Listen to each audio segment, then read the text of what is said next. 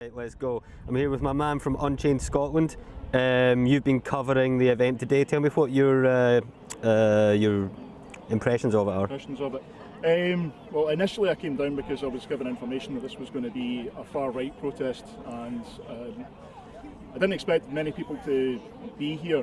Turned up, it was mainly media, but a gathering, and as you can see, it's actually been quite busy. Essentially, it's a gathering of conspiracy theorists. There's been a lot of talk about 5G mind control. There's been a lot of talk about microchips in the brain. A lot of calls to do your research. But a lot of where people are coming from, I think it's a very genuine place. I think emotionally, people are really they're finding the lockdown very difficult to deal with emotionally. There's people who haven't seen members of their family, children and grandchildren, for example. And they really do feel that they're having their life taken away from them. In many senses, that is what's happening. I don't personally believe that it's happening as part of a conspiracy. I don't believe there's any technical issues with 5G. I have done a lot of research on 5G. I used to work in technology, and I've written appraisals which have included 5G. I was working within the European Commission. That's exactly where I would expect to find health concerns about 5G. I didn't find any. Not that I was necessarily looking. My research wasn't that in-depth. I'm not an expert on it, but I'm pretty much in the position of the official advice, the government advice is correct. I do think that the lockdown is necessary. I think that this could potentially cause a danger. I have been concerned about my own exposure to a potential virus as well. The police, I have to say, have done a fantastic job. They've chosen not to get heavy-handed. They've chosen to stand and monitor. The crowd have actually been very well disciplined. One man was shouting. He said, "I've got mental health issues. This is affecting me." He raised his voice quite a bit, but people said, "Look, come on, just stop.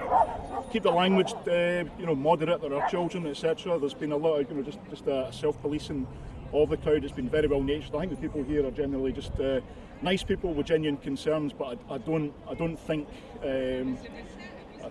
I think a lot of people they're doing a lot of, they're watching a YouTube video after YouTube video after YouTube video, and it's a confirmation bias.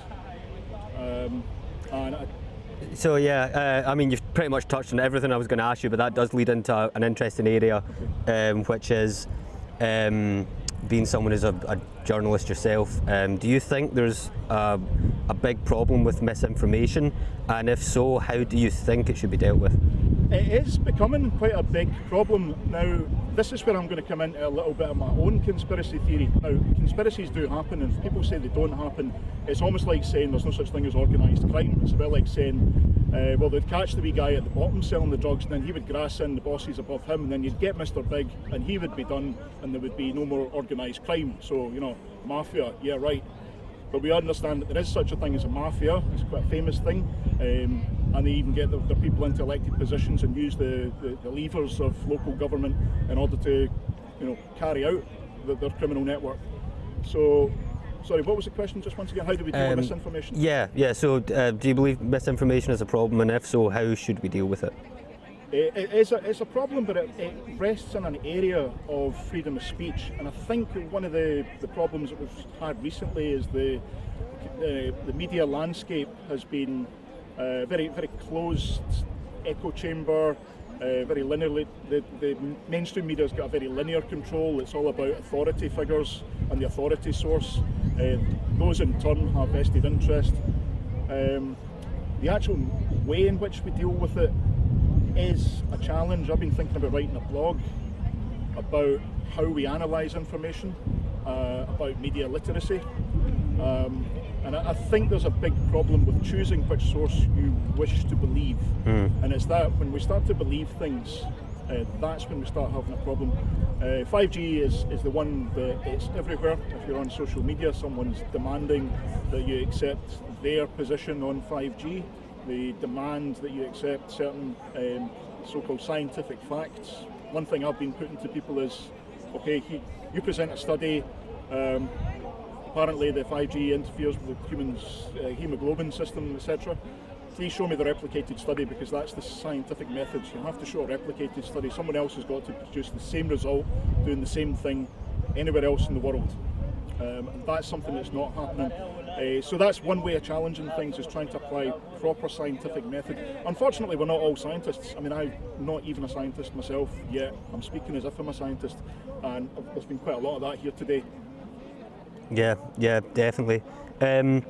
Last question then, do you think that, as you said, the mainstream media wanting to go to certain figures, that kind of gatekeeping that they do, because it was a BBC article that encouraged YouTube to take the David Icke London Real live stream down.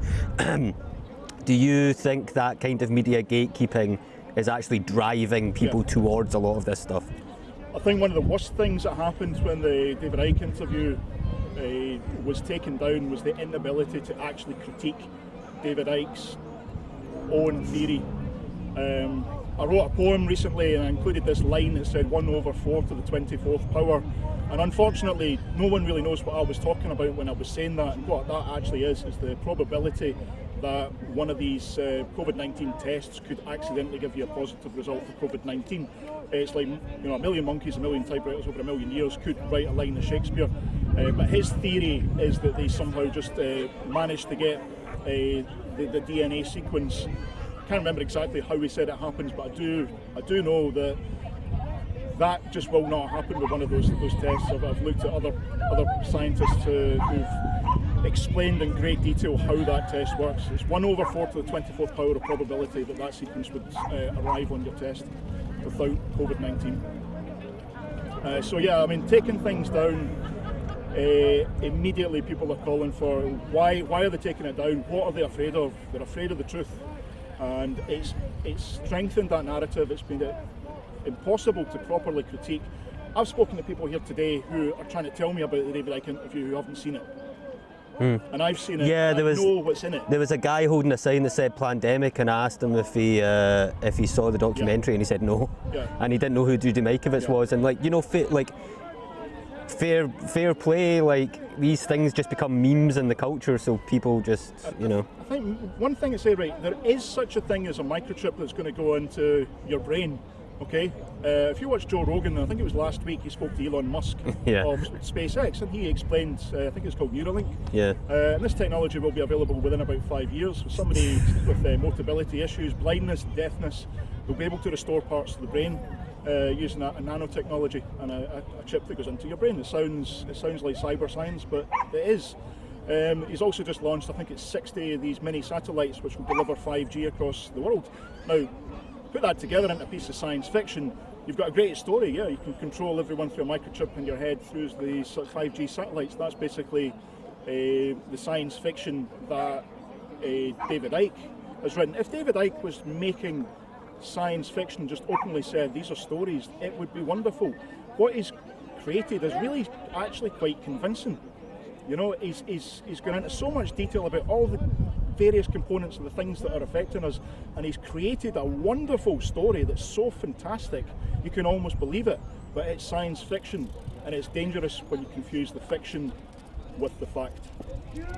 So, to summarise then, do you think that the solution to it is basically a free speech type solution, encouraging people to just be empirical? Yeah, I mean, free speech doesn't mean it's okay to tell lies. Telling lies is a bad thing. It's bad for you personally. You shouldn't do it. But we need to have a media landscape that is plural. It involves all of us, and I know we'll have people who want to shout louder and will spout unverified complete nonsense at times, but the fact is that won't stand where it's being challenged properly, and there's structure to the argument. Sorry, do you want to catch? Yeah, I'm going to catch that. Thanks for talking to me though. I'm going to head off. Cheers, mate.